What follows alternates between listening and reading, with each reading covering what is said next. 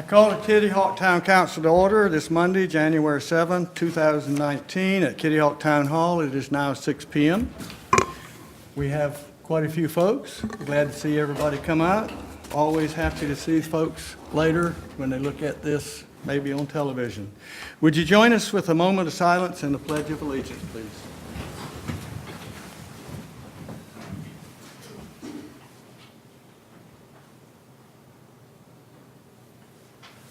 I pledge allegiance to the flag of the United States of America and to the republic for which it stands, one nation, under God, indivisible, with liberty and justice for all.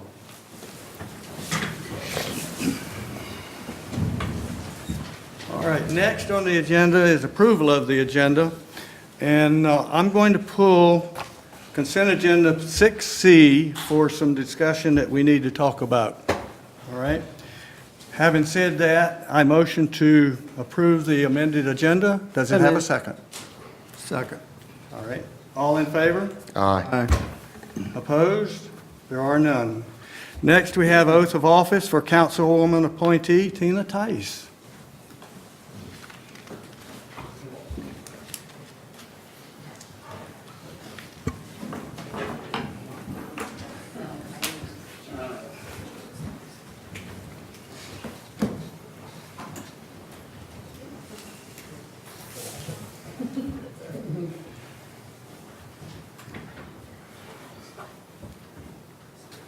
I, Tina Tice, do swear that I will well and truly execute the duties of the office of Town Council for the town of Kitty Hawk according to the best of my skill and authority, according to the law, so help me God.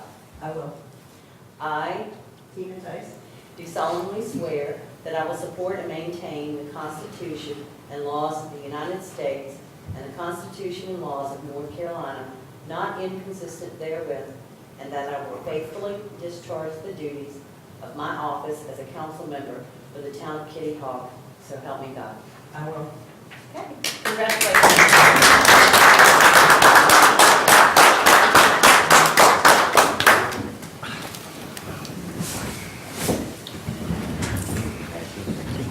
Welcome on board. Thank you.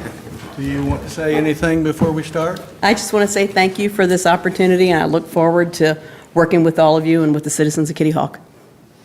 Well said. Thank you. Thank you. All right. Next, we have public comment.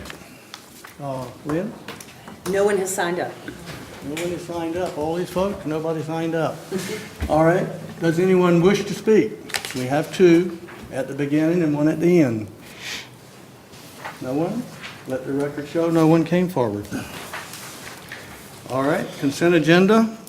I motion to approve the amended consent agenda with item 6C pulled for discussion. Does it have a second? Second. All in favor? Aye. Opposed? There are none. All right.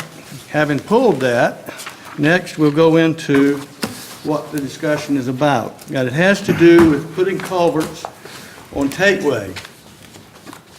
We've got a bid that's been revised because we had a typo at last month. We approved the basic bid for H&H to put in culverts. And what we're doing there is putting in a culvert at West Tateway so that we can get water from one side of the road to the other.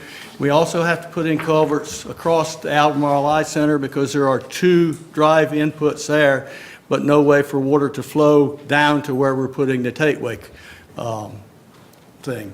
So in addition to that, I thought we had the best bargain in the world last month because it was only $3,800. That's just culvert work. No, we're also adding a drop box, piping, and a valve over on 158 Poseidon side. That will give us some additional drainage in an area that's always problematic. All that said, the bottom line is this. We're putting in all this work, effort, and time, and money to put in all this piping, but we have an existing problem that's dogged us at Tateway since it was installed. We need to get that fixed. Some of it's been fixed. We still have at least one, we know for sure, one leak in that drainage pipe, and it affects the whole of everything that comes after that. So I asked Willie I don't know if Andy knows the answer, but I want to find out here tonight for the record, do we have a date certain when the contractor that put that in is going to come back and fix it? Willie's had more communication with the contractor than myself. The only thing from our standpoint, we have made several phone calls, and I know the attorney did mail a letter several months ago Right. to the contractor. But Willie? I got an email from the contractor today that said that they would be there to test the line this week and hopefully facilitate any repairs necessary. Okay. We've heard that before. Yes, sir. I don't know if the rest of you kept up with what's going on with recent contracts being let, but this same company is now in the process of getting ready to move Jockey's Ridge from south to north.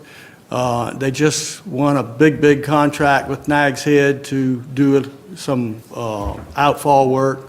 They've still got a problem with the culvert here in Kitty Hawk that has to be repaired in the water line. There's a lot on the plate. We need to get this fixed. We have H&H coming in to do this kind of work, the same kind of work that would be a repair if necessary. And what I'm going to ask the council to do tonight is to give direction to Andy, our manager, to check with H&H to give us a cost estimate, do the repair that we know we need to do, perhaps to be added on if this doesn't happen this week with the contractor that we've been dealing with. All right? Are you on board with that? Yes, I think it's a good idea. Then the next part of that is because we won't have a council meeting until February, if we get something that looks like it's within our realm of paying for, and we'll worry about any legal ramifications or reimbursement from the contractor later, then what I need from you is perhaps permission to allow me to tell the manager to move forward with that. Yes, sir, absolutely. All right? Okay. We'll try to make it cost effective, but we've got to get that fixed. We are all in agreement on that? Yes. All right. Lynn, do you need a motion, or are we okay with what you I got? think that's fine. Yeah. Okay, good. Thank you. It's in everybody's interest to do that. Enough is enough. All right. So, I think the next thing we've got is to go into public hearing. We have a text amendment and a zoning map amendment we're looking at. We'll do them one at a time. So I motion to go into public hearing for a text amendment regarding Code 42, TAC 250, Charles 2, and 42, 251, Charles 2, and 42, 253, Charles 10. Does the motion have a second? A second. All in favor? Aye. All right. There were none. We're in public hearing. Please. All right, the applicant has proposed a text amendment that would modify the minimum setback for gas station canopies and gas pumps. The proposed amendment would also eliminate the restriction to allow only 8 vehicles to receive fuel simultaneously.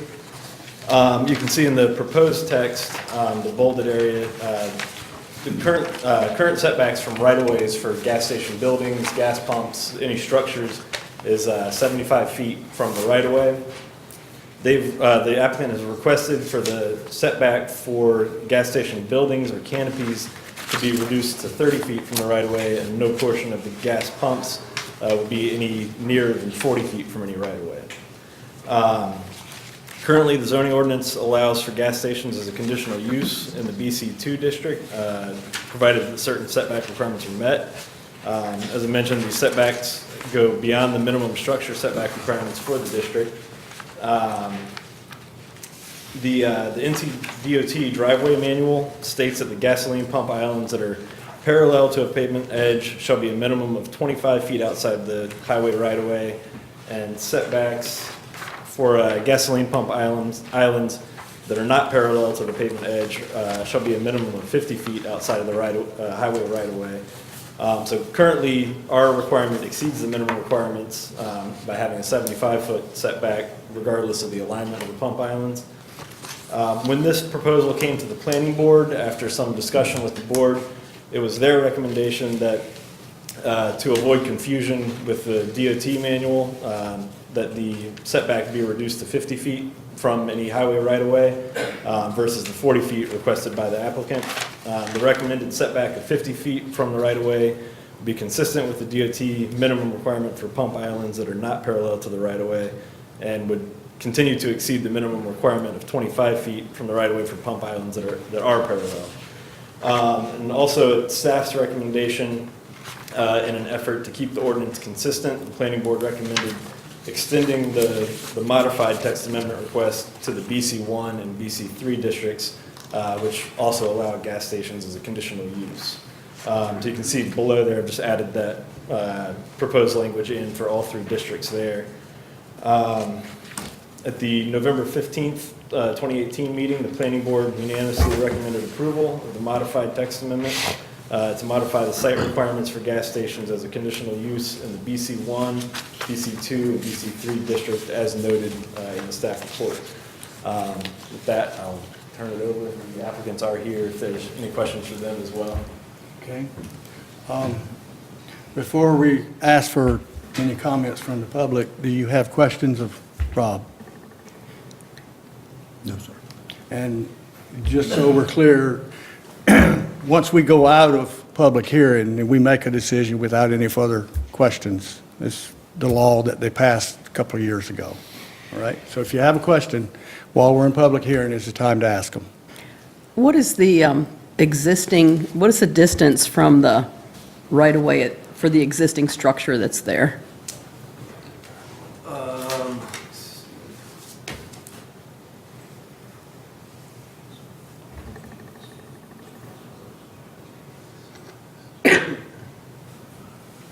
Currently, looks like it's about 45, 46, that existing building. And that one,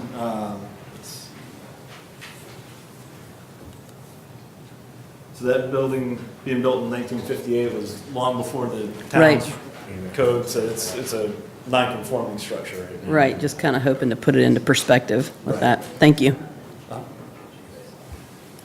I was also told, Irvin told me that the state, when they took the right-of-way and widened it so much, that they actually moved that building. I don't know if that's true or not, but that's what I was told. I'm not aware.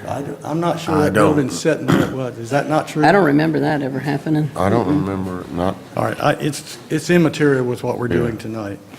All right, any other questions of Rob at this time? No, sir. Okay. No. And I will just clarify, since your question was about this specific site, that, if this text amendment is approved, it wouldn't apply just to this district, anywhere in town that's Right. BC 1, 2, or 3. Right. Okay, does anyone in the public want to make a comment, have something? If you have Carlos? one, then I'll get you. Oh.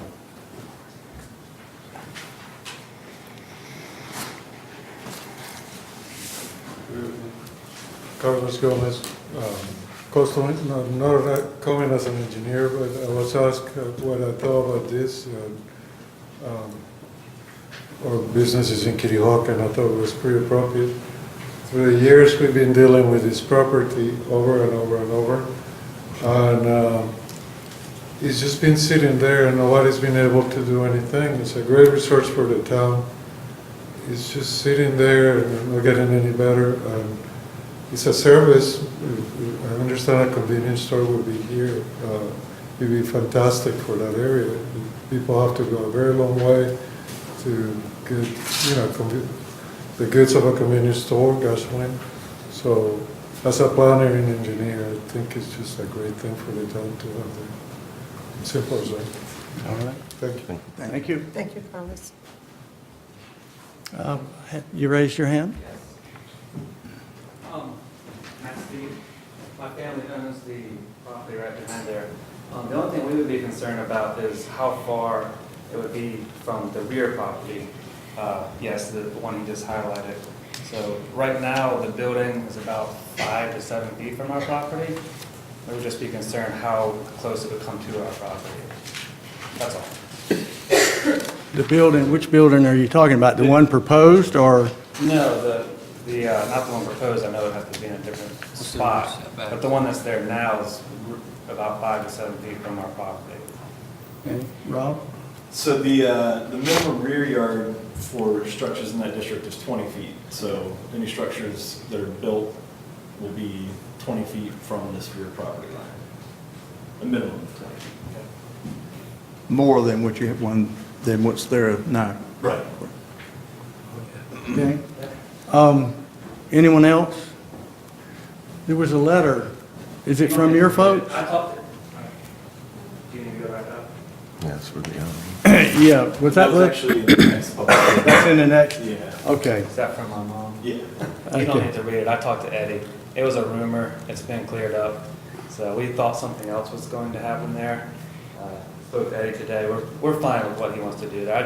We are concerned with, there'll be a lot more traffic in the area now, and some type of barrier might have to go up there. So we were just worried about how the whole corner is going to end up working out in the future. Okay, all right.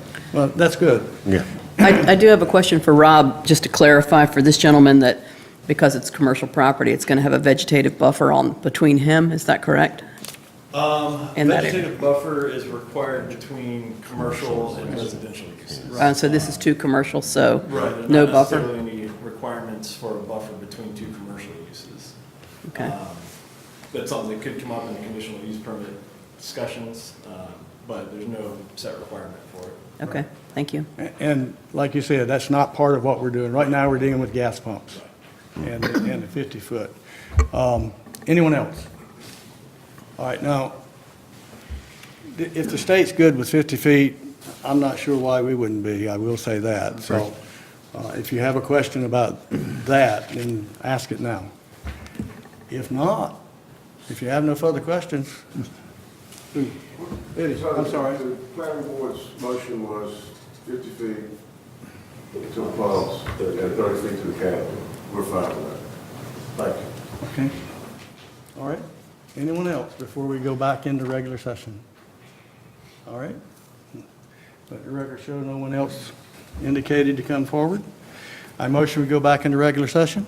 Second? All in favor? Aye. Opposed? There are none. All right, council, what do you want to do with this? I'll make a motion, Mr. Mayor. All right. I move to adopt the proposed text amendments as recommended by the planning board, amending the site requirements for gas stations as a conditional use in sections 42-250C2, 42-251C2, and 42-253C10.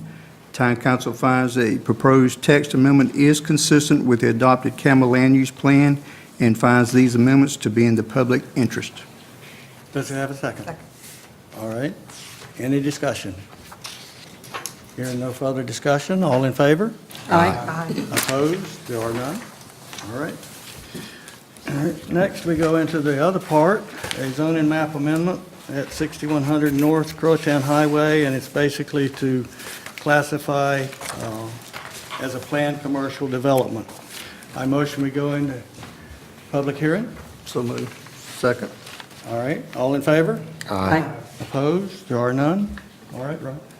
All right, so for this one, the applicant is proposing to have the two subject parcels, 6100 North Croatan Highway, which is the lot on the corner, and then the unaddressed parcel, that's PIN number 986606497145.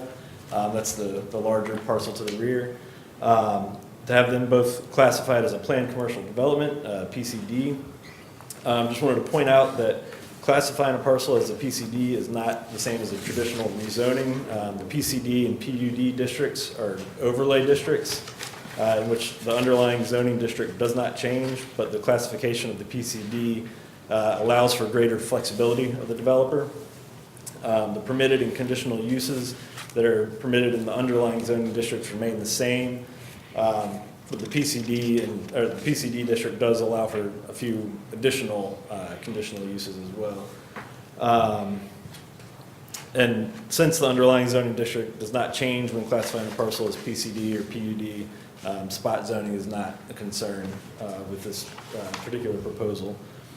So as I mentioned, the PCD is intended to provide developers with an option by which they can achieve greater flexibility of design. They're permitted as a conditional use in the BC1, BC2, BC3, and BH1 zoning districts. Designating the parcels as a PCD, as I mentioned, it gives greater flexibility, for an example, with how the lot coverage is calculated for the project as a whole versus each individual lot. Typically, in the BC2 district, we have a maximum lot coverage requirement of 60%. With the PCD, it's 50% of the overall lot, but there's certain aspects that are also not counted into the lot coverage, which typically would be. And just as a quick rundown, since PCDs aren't something we deal with too much, is the first one that we've had since I've been here. The general procedures for the application and approval of a PCD are the pre-application conference, conceptual review, preliminary development plan and site plan approval, and the final development and site plan approval.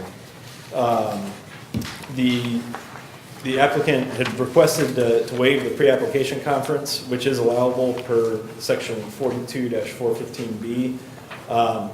The intent was there to hold the pre-application conference, but we had back-to-back planning board meetings get canceled because of potential hurricanes coming in.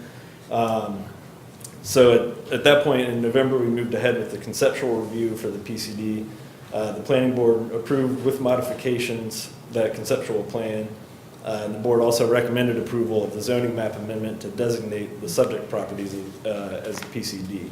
Now the next step beyond tonight's meeting, if the zoning approval goes through, the preliminary site plan goes to the planning board. Phase 1 of the preliminary site plan is scheduled to go January 17th. And then, assuming they make a recommendation that night in February, the preliminary site plan would be coming before council. So it's a little complicated the way different reviews end up in different boards and councils, but it's moving forward as the ordinance dictates to. So per section 42-417F4, the recommendation of the planning board shall be placed on the council agenda to schedule public hearing on the zoning amendment request. If the zoning map amendment is approved, the process will continue with the preliminary site plan review phase. So just to restate, council's not reviewing the site plan for the PCD at this point, just holding the public hearing on classifying the zoning as a PCD. So the current zoning there is BC2. As I mentioned, PCDs are permitted as a conditional use in that district. And the minimum size of the site, per the text amendment that was approved at the September council meeting, the minimum size of a site allowable for PCD is 5 contiguous acres in size, with not less than 500 feet of total road frontage on Highway 158 or Highway 12. This proposed site is 6.24 acres altogether and has approximately 550 feet of frontage on 158. So it meets both the site requirements and all the other standards and requirements that would come under review or be addressed during the future in the preliminary site plan review. Again, at its November 15th, 2018 meeting, the planning board unanimously recommended approval of the zoning map amendment to designate 6100 North Croatan Highway and the adjacent unaddressed parcel as a planned commercial development. If there's any, the applicants are here, if there's any questions of them or any questions of me. All right, council, anybody got questions of Rob to start? No? All right, he's laid it out pretty good. I don't have any questions. Anyone want to speak? I don't have any, unless you guys have some questions, I'll be glad to answer your questions, but, No? I think it's the best use of the property is, get more flexibility rather than all the lot lines, which make things so much more complicated. Well, your future plans, from what I know, will eliminate something that we do want to get fixed, and it might also benefit the community in other ways for housing and other things, so. Well, we plan to be a good neighbor for Matt and everybody else, so. All right. Well, we certainly want something done. I've even had Southern Shores complain about that spot, so I guess we need to do something, right? All right. Anyone else?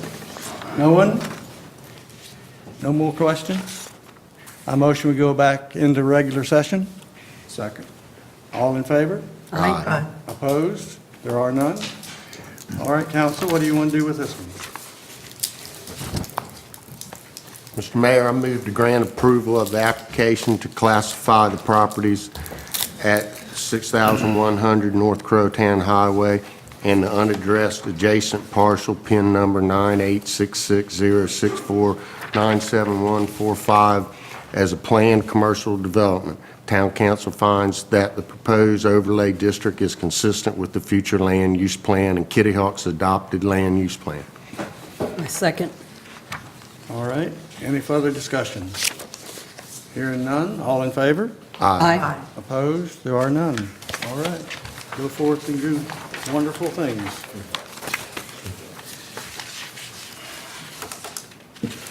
All right, now we have reports. Town manager. Good evening, Mr. Mayor, members of the council. First off, welcome Ms. Tice, Councilmember Tice. Thank you. Councilwoman Tice, to the council. Just a couple of updates I have this evening. The Moore Shore Road and Living Shoreline project is about 75% complete. Carlos Gomez that spoke today on another project. He's the engineer on that project. Sent me a video this evening. I didn't have time to get it before the council, but it shows that the project is, I think, going to work quite well to reduce some of the erosion and break some wave energy down. So the project, from what's completed, has worked really well from the video. Also, I copied you to a letter from Dare County Soil and Water. The town was awarded a grant of approximately $13,000 to possibly put some permeable pavement in behind our PD station, which is currently all concrete in behind there. And when we get rains, the water stands. There's no place for the water to drain. So hopefully by removing the concrete and adding some sort of pavers or permeable pavement, the water will be able to drain a little better behind our police station. That will be budgeted for. It's a 75-25, so we'd have to come up with 25% cost split, which we would put in our budget for next year. But anyways, that was good news, I thought. And that's all I have this evening. The seals that are going in are step one of a two-step process, just so anyone out there driving by Moore Shore Road, when they finish the seals, that's not the end of the project. You know, it's only one step. Coastal Federation will come in and actually plant native grasses, and the seals keep the wave action down so that the grasses don't erode away. So next summer, hopefully, if all goes well and the plans come to fruition, you'll see some actual grasses being planted by volunteers. And then we'll see if this project actually does what it's supposed to do. So don't think that it's done just because the seals are done. That's all I'm trying to say. Town attorney. I'd just like to welcome Ms. Tice to the council. Thank you. Welcome. Thank you. That's it, Mayor. All right, thank you. Council members? Welcome. Thank you. Glad to be back sitting up here in a different position, but anyway, glad to have you. Thank you so much. Lynn? Welcome aboard, Tina. It's good to Thank have you here. Thank you so much. Welcome, Tina. I heard you and Lynn speaking before the meeting, and you were talking about girl power. Being the father of three daughters, I know exactly what you're talking about, and that's a good thing. Glad to have you. Thank you for the staff, what you've done in 2018. Looking forward to a very prosperous and happy 2019.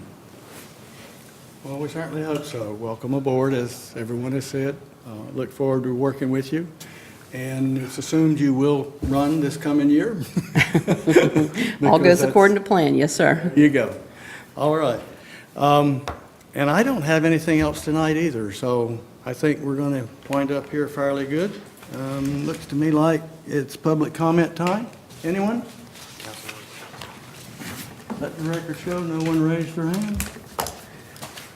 Motion to recess till January 28, 2019, 9 a.m. for capital improvement workshop. Second. So moved. All in favor? Aye. All right. There's never any opposition. Thank you.